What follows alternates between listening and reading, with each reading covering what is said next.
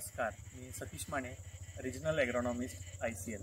आज पश्चिम महाराष्ट्रामध्ये असेल किंवा एकंदरीत महाराष्ट्रामध्ये केळी हे महत्त्वाचं नगदी पीक झालेलं आहे आणि या पिकामध्ये संतुलित अन्नद्रव्य व्यवस्थापन करणं हे शेतकऱ्यापुरतं सगळ्यात मोठं आव्हान होतं आणि याच आव्हानाचा विचार करून ICLने केळीसाठी खास ग्रेडची निर्मिती केली। त्याच्यामध्ये बनाना 1 नावाची ग्रेड विकसित केली आणि ह्या ग्रेडबद्दल आपण आज जाणून घेणार आहोत।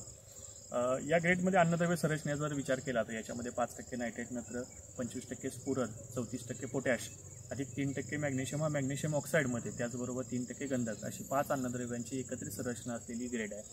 त्याचबरोबर ग्रेडचा pH चा विचार केला तर 3.3 इतका अतिशय लो pH असलेली ही ग्रेड आहे।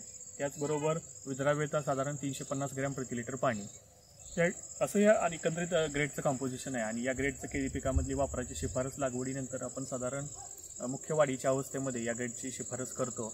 या ग्रेडच्या वापराने प्रामुख्याने केळीमध्ये पानांचा हिरवेगारपणा असेल, पाणी निघण्याचा वेग असेल चांगला होतो, त्याचबरोबर बुंध्याच्या वाढीचा वेग चांगला राहतो आणि सोबत जो आपण म्हणतो गर्भधारणेच्या वेळी जी काय संतुलित प्रमाणात अन्नद्रव्य जायला पाहिजेत त्या अन्नद्रव्य खूप चांगल्या प्रकारे केळीमध्ये दिली जातात। आणि निश्चितच आज आपण या प्लॉटमध्ये उभा आहे तर आपण बनाना 1 शिफारस केली होती आणि त्याचे डोसेस झालेले आहेत। तर निश्चितपणे आपण आज साधारण 3 महिन्याच्या स्टेजमध्ये खूप चांगल्या पद्धतीची वाढ, पानांचा आकारमान, बुंध्याचा घेर खूप चांगल्या प्रकारे आपल्याला या ठिकाणी दिसतोय। तर मी निश्चितच सर्व केळी उत्पादक शेतकऱ्यांना सांगू इच्छितो की चांगल्या प्रकारे केळी उत्पादन जर आपल्याला घ्यायचं असेल तर आपल्याला बनाना 1चं ॲप्लिकेशन करणं गरजेचं आहे।